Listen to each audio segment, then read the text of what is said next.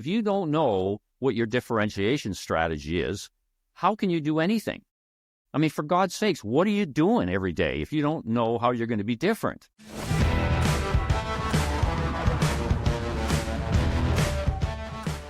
Hello, everybody, and welcome back to the Ignition Path Podcast. I'm your host, Kyle Goodknight. Before we get to our guest today, I just want to make sure that if you're listening to this podcast and you hear something that resonates with you, please share this with someone that you know.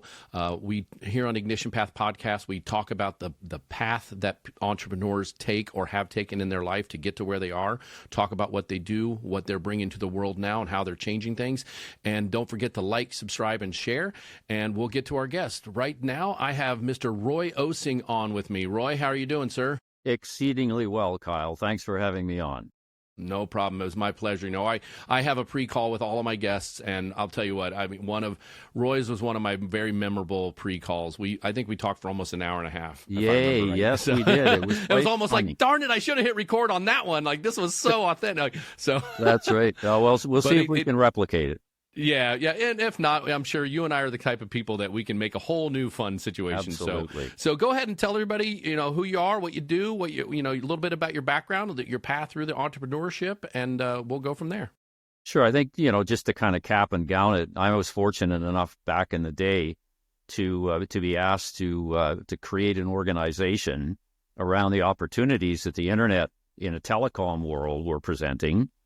And I was basically told to go ahead and maximize the potential that we could get out of that opportunity. And so we basically took an early stage data company, and we built it into $1 billion a year in annual revenue over time. And so that journey was an amazing journey for me personally, but it was also an amazing journey for the team of people that we had that were dedicated to customers, dedicated to growth, et cetera.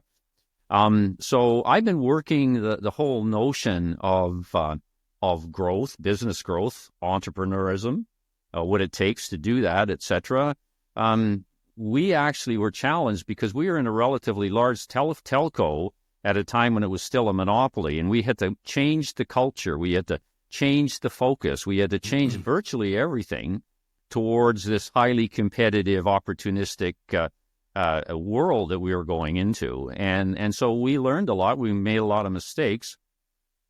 And we landed on this thing, and I get goosebumps just thinking of what we were able to achieve, because we didn't start out thinking we were going to get $1 billion. We knew the opportunity was huge, but we didn't know how huge. And so what I do now is talk about what it is that we did to actually achieve that really remarkable feat. And I'm finding that, interestingly enough, because this was a few years ago that we did this, I left my, quote, real job in 2002. People think what was that real job? Well, it was the president of this company that we built. We got to that level, and then I gotcha. Yeah. Okay, so corporate CEO type it stuff. Was in a corporate. It was kind of like one of these incubated opportunities sitting within a corporate environment, a telco environment, Gotcha. Which made it exceedingly hard. And so walked away. But what I'm discovering is the things that we're going to talk about today, people think are brand new, which kind of tells me the extent to which, the sort of things that we did are actually competing with traditional academia, right? And that sort of thing that quite frankly is in the face of business people these days. And I have some issues with that, because I think we're misleading people to a degree. So I'm a disruptor. I'm a contrarian. My theme is be different or be dead. If you're not different in a way that makes sense for people, you're going to have a rough existence. And we actually put all that stuff to use as we march to $1 billion. So that's who Roy is. That's awesome. Well, be different or be dead is definitely something that when you look up Roy's name, somewhat like myself, you can find him pretty easily on Google, but we'll give all the information about Roy by the end of the show and all the show notes, of course. But one of the main things is that I believe you wrote a book. You're an author, you're a coach, you're a speaker. So Be Different or Be Dead was an actual book that you wrote, correct? Yeah, I've actually written a series under that title, Be Different or Be Dead. So I've written 7 books. The first one I wrote in 2009, then I wrote some ebooks around the content. And then my latest one a year and a half ago was called Be Different or Be Dead, the audacious, unheard of ways I took a startup to $1 billion in sales. And so the whole notion of differentiation is something that has been part of me since I think I was born, quite frankly, and continues to be the essence of my work, because I work with a lot of small businesses and medium businesses, et cetera, to help them in their challenge to be different and differentiate themselves from their competition in a way that's meaningful to customers. So that's it, and we have all sorts of fun doing it. Yeah, and you mentioned something there when it came to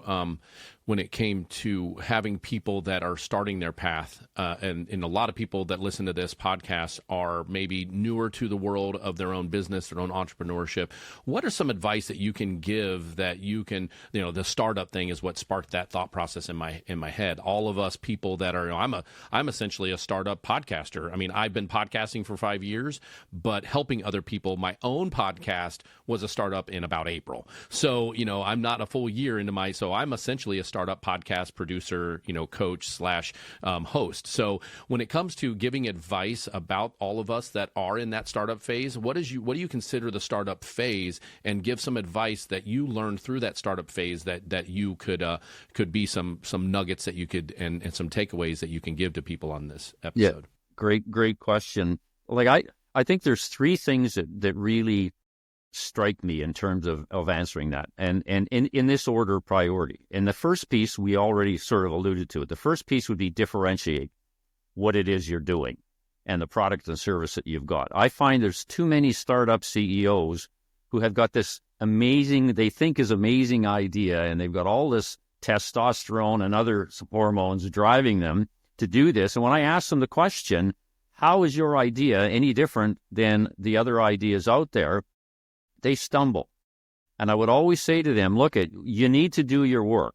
If you're not different, you're going to be one of the statistics of new businesses that die in the first 36 months, okay? So if you cannot clearly articulate and paint a picture of how you're unique relative to your competition, you're done. So that's a huge piece. Don't think about anything else. I don't want you to think about financing. I don't want you to think about is stop, because all you're going to do is burn money. So that would be the first thing. Well, let's assume that you've done that. The second piece is equally as important, and it's really all about what I would call target selection. It's all about choosing the people and the customer groups that you want to serve. And this is a huge piece, because it basically is work that says, who are the people out there, right, that have the natural demand potential to actually buy your solutions and feed your growth imperatives. Okay, you're not in the mass market game. You need to be in the target game. So find those few customer groups that have the latent potential to drive your revenue stream, and find out what they crave. I'm going to repeat that. Find out what they crave, not what they need. Okay, the problem is, if you want to compete especially as an entrepreneur, in the need space, you're in for a hard ride, because the need space fundamentally has already been satisfied. And so you're going to find a whole bunch of competition, and prices will be sensitive. And so you'll end up having to compete on price with a whole bunch of what I call red ocean competitors. So what you want to do is you want to go into what I call the craving space. The craving space is like what people desire, what they covet, what they lust for, right? What they emotionally need. And of course, what you find is there's very few players in that space, because it's kind of like a novel idea, right?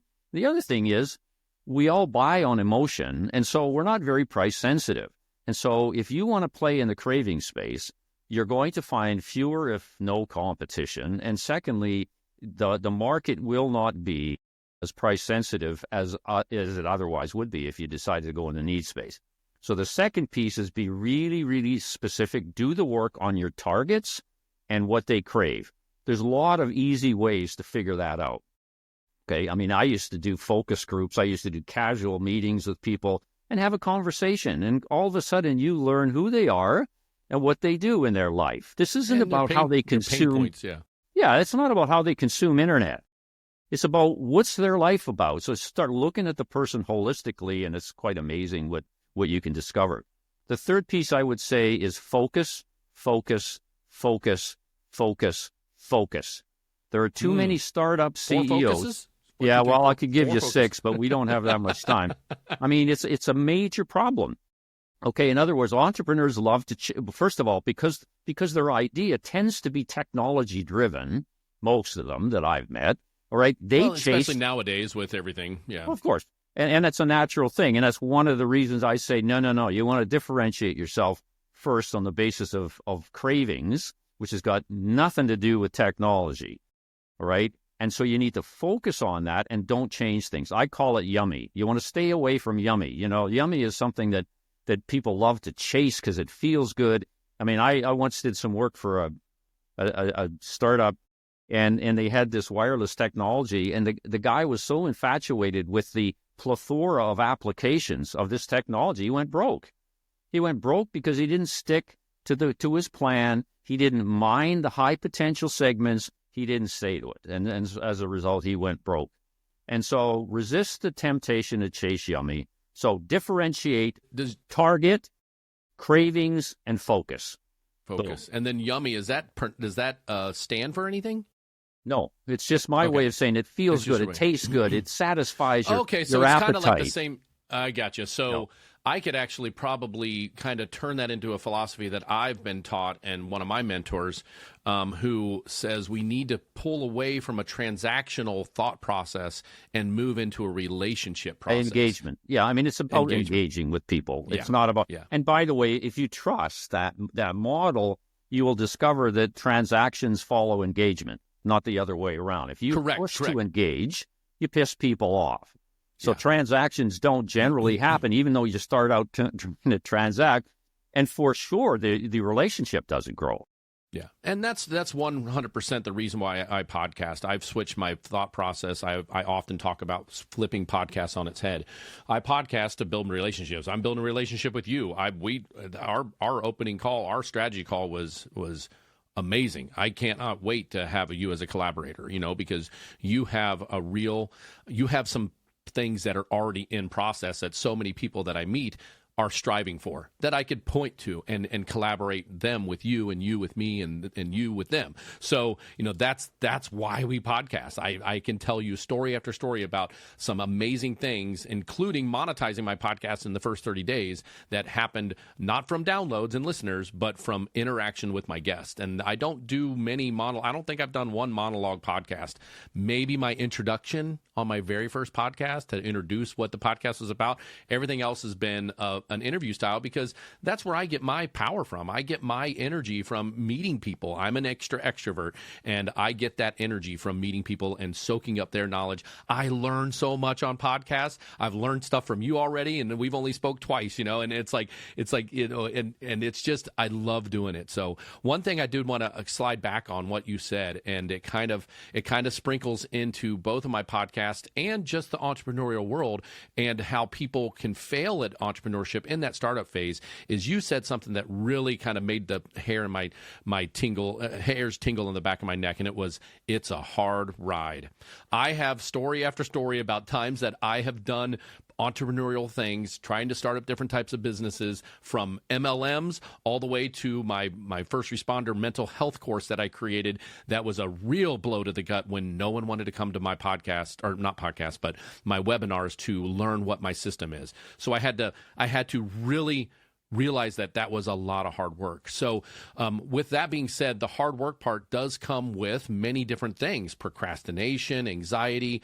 It comes, as an entrepreneur, it comes with people pleasing. And that is actually someone who I want to speak of right now. And we'll do a sponsor plug right now, and then we'll come back and we'll speak more about it. But want to hear from my sponsor. It talks on this, and then we can dive in a little bit of that section right after this. So word from our sponsor, and we'll be right back. Let me ask you a question. Would your life be better if whatever you're struggling with, you could finally break free of? So what am I talking about? The Funky Five. What's the Funky Five, you ask? It's those oh-so-familiar struggles: procrastination, people-pleasing, perfectionism, low self-confidence, and the one I call the big A, anxiety. For years, I struggled to manage my own version. I call them my Funky Three. I had 3 of these Funky Five weighing me down. I've tried just about everything to deal with them. Then a guest on my podcast, Daniel Packard, shared with me a profound thought that I had never thought of.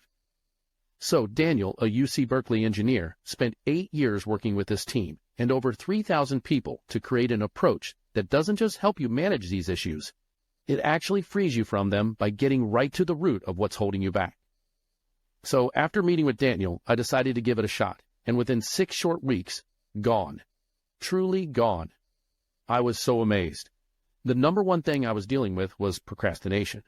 But miraculously, a deeper-rooted struggle with people-pleasing, something I'd been unknowingly battling for a lifetime, lifted entirely. And the anxiety that came with them both, gone as well. Are you tired of battling any of your funky fives? People-pleasing, procrastination, perfectionism, low self-confidence, and the biggest happy killer of them all, the A word, anxiety.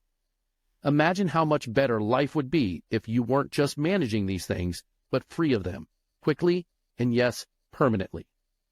If you're ready for a real solution, head to danielpackard.com and get his free 90-minute training. Daniel himself will walk you through what makes his approach so different and teach you a technique you can use immediately to start feeling the difference. So if any of the Funky Five, or maybe your own version of the Funky Five, are holding you back, don't wait. Visit danielpackard.com. You can truly get results and start living the life you want. Okay, now we're back, and, give a call if anything that was said in that sponsored plug there, if it resonated with you, if you are feeling the anxieties, the people-pleasing, the procrastination of entrepreneurship, don't hesitate to give Daniel a call. Daniel Packard is someone who helped me have a whole new look on life, not only in my first responder world with all the stuff that we see there and how I can focus now and use the tools that he taught me, but also I utilize his system within my entrepreneurship. So let's get back to that a little bit. We just talked about how anxiety and procrastination and people-pleasing and self-sabotage can destroy you with my sponsor. Talk a little bit about that, what you talk to people if you can see that they're having some struggles when it comes to one of those areas. Yeah, so I'm not a tactical guy, right? Gotcha. I'm a strategic guy, and so I don't deal at the tactical level unless I clearly understand what people are trying to achieve. What does their journey look like? And I've had to create, we talked about this, I had to create my own strategic game planning process, okay, which literally we do in 48 hours. That sets out a just about right strategy for a business and then spends most of its time, detailing out how you're going to execute it. What I find is most people wallow in the tactics. They love to chase technology. They want to adapt AI. They want to do social media and all that kind of stuff without a context, without a framework. And I keep saying to them, look, one of the reasons that you're anxious is you don't know what the hell you're doing. Okay, so let's get that straight. Let's get your head on straight. Take a step back. Create context, strategic context, which will drive your activities. And it reminds me of a client and now a close friend that came to me about a year ago and said, Roy, you got to help me. He says, I don't know what I'm doing. I just don't know what I'm doing. And so we talked, and I said, well, I know why you don't know what you're doing, and that's because you don't know what you're doing. Now, what I mean by that... You don't know what you don't know. What I mean by that is you don't have a framework. Look, we all need structure. Yeah. Okay, we all need structure. This isn't a free-flowing thing. It is after you've done the work, figuring out who you want to be when you grow up. Okay, so I would say to people on this call, go back, get the work done. You need framework, you need context. There's a lot of tools that I had to create. Like when I did this, it wasn't because it was driven by anxiety. It was driven because I was handed the growth machine. And I had to make sure that we could grow this puppy. Otherwise, I wasn't doing my job. Well, the only way I could do that was to have a meaningful framework of strategy that was built to execute. And once I was able to do that, everybody knew their job. Now, they may have been anxious around that, but you couldn't tell me that you're anxious because you didn't know what you were doing. You knew exactly what you're doing, and so that leads to other issues and so forth.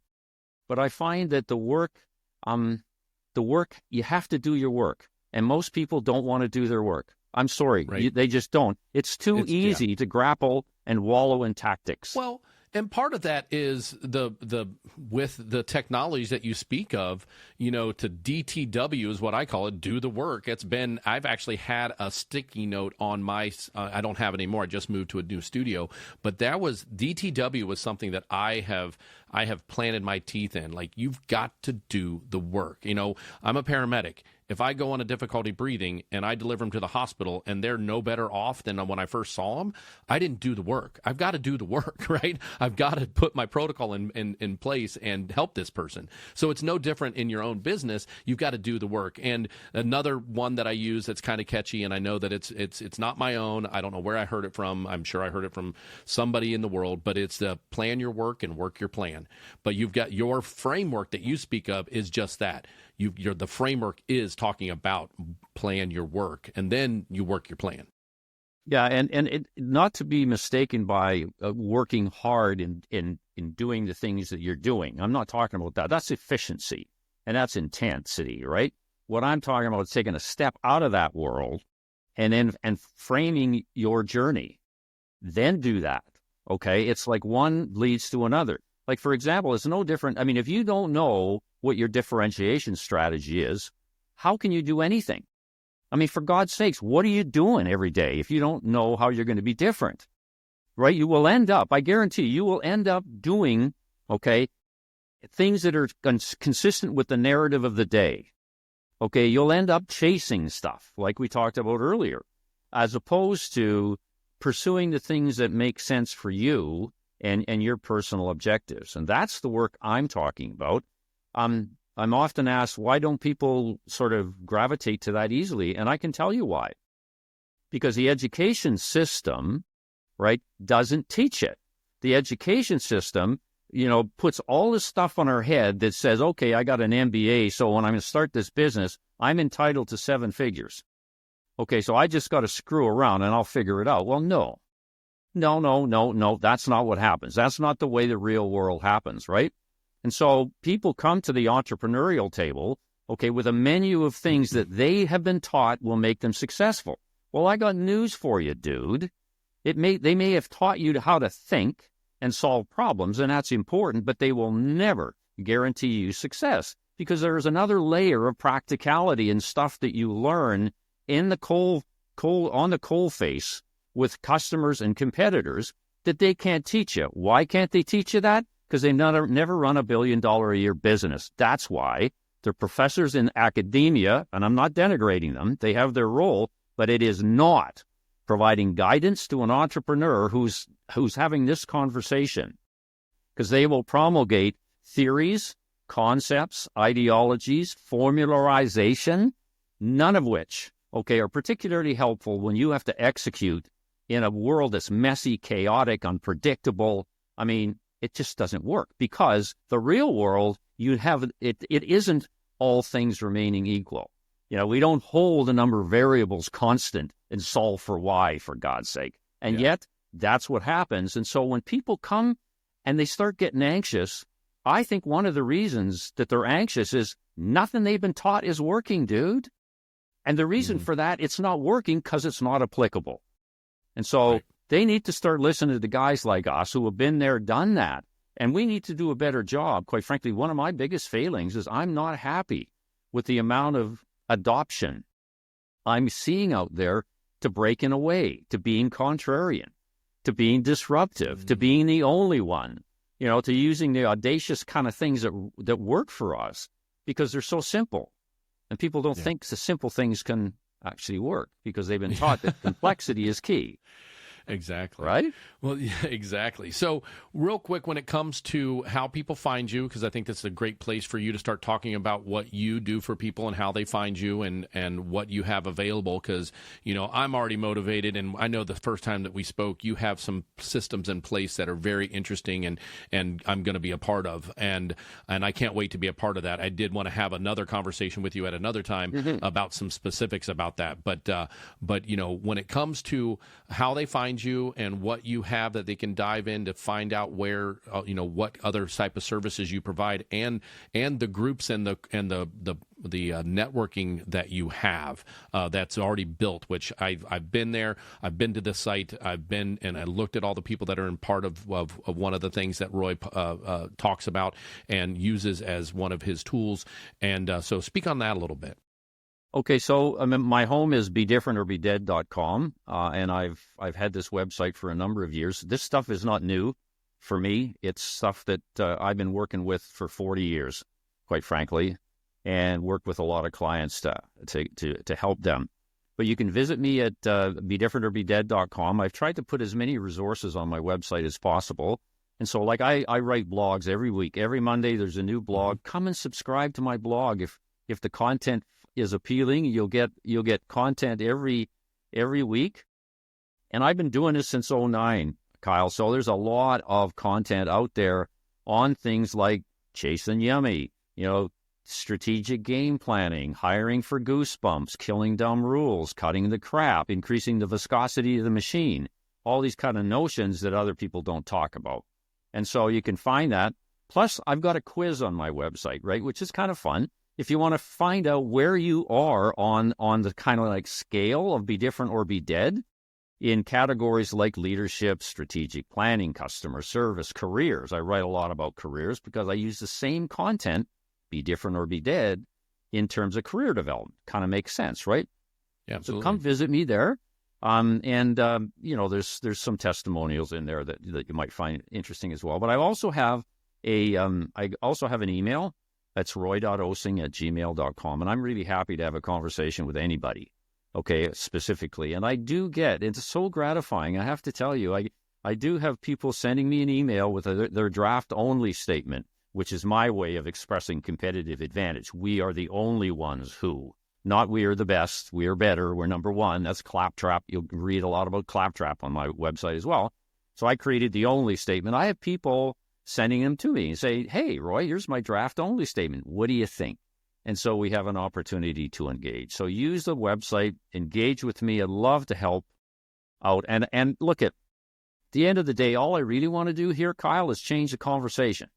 Change the conversation out there away from, all the stuff driven by academia, to be perfectly frank, and move that to stuff being driven by practicality. Like I have an MBA. But it's not the MBA you think. It's a master's in business achievement. It's not a master's in business administration. So I want more achievers, right? That's what this world is about. Performance. It's not about cognition. It's about translating cognition into stuff that lights fires in people and gets stuff done. And can you imagine? Like the ignition path right there, the fire. Exactly. That's why we're having this conversation. I named it right, baby. No. I keep thinking. I love it when people say when they reference the subject of my podcast while in the conversation. When I have my other podcast, which shameless plug, I'll talk about that too. It's called Elevate, and it's for first responders and their family members, and even healthcare professionals that may be struggling with mental health. There's a lot of resources on there, and we talk about a lot of things from PTSD to different alternative versions of mental health therapy and mental health help. But often in the conversation, someone will say the word, we just want to elevate our first responders. And I'm like, yes. And I didn't even prompt them. Boom. You want to go boom. Yeah. So one thing, your episode is going to air. I think it's next week. I think it's Christmas Eve is when your episode airs. I think I may have one in front of you. It's Christmas Eve. It's within the next 2 weeks. Either way, it's before the first of the year. Awesome. So at the end of the year, we always have this in the entrepreneurial world. I mean, I was on a webinar just yesterday that talked about goal setting for 2025. So a lot of people are in that mode of winding down one year and restarting their new year. What is some just real quick advice that you'd give someone that you can talk about? Maybe one or two things that you can do in this interim period between before the holidays, just after the holidays, and then moving into the new year that can really help their entrepreneurial path. I'm smiling because it's funny. I just finished writing a blog post about the 2025 resolution. It's really simple. Okay, what you need to think through as an entrepreneur is you need to think through how you can be the only one that does what you do. And so if you have nothing else to do in 2025, do that. Work on that, because that's the essence of differentiation. It's the essence of being different or being dead. It's the essence of growth. It's the essence of customer, what I will say, dazzlement. Okay, it's all about how you can position yourself as the only one that does what you do around something other people care about. Okay, and the point I want to make, Kyle, this is not about you. It's about you being unique in terms of serving others. So it's exactly the antithesis of narcissism.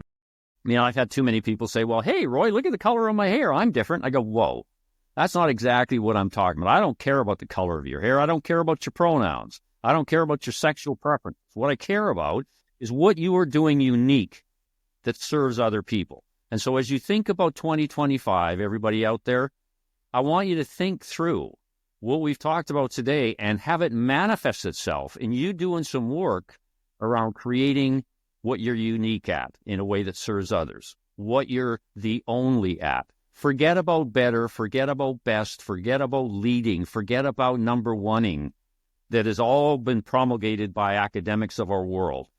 Do what Roy's asking you to do. Try and be the only one that does what you do, because that is the ultimate expression of differentiation. That's what I'd like you to do next year, and think about it until you hit January the 1st. Do the work. Let's have a conversation. That's awesome. DWRD. Do what Roy does. Well, Roy, thank you so much for coming on the Ignition Path podcast. I think that this has been a very good episode with a lot of great information. You've given so much value to the listeners that tune in. I can't wait for this one to go live, because if someone really sinks their teeth into this episode, they're really going to get a lot of value and get a lot of points that were so graciously shared with by you. So thanks so much for coming on. Don't forget to find Roy on Be Different or Be Dead website. I'll also put. I'm not sure when your blog goes live. If it's live, it'll probably be live before this airs. I'll put a link to the direct log itself or a blog, because that'll take it directly to it. So I'll make sure my listeners can find that blog easily, because that's some great information for this time frame that we're all dealing with. And I was in a workshop yesterday for goals, and it was really good. I've worked on how to set goals in my past, and it was a great refresher. And it was just like, oh wow, okay, yeah, I need to remember to do that. You lose focus sometimes once you're working your goals to how to reestablish your goals. So, absolutely right. But don't forget to like, subscribe, and share. If you're listening to this and you know of an entrepreneur that needs to hear this, don't hesitate to share it. We're all about growth. If you have any comments, please, if you're watching this on YouTube, leave some comments. When I view the comment section on a weekly basis on all of my episodes, I go through and I see who's left comments, and I respond to every single comment. If it's something that's specifically asked of Roy, I can always push that to him.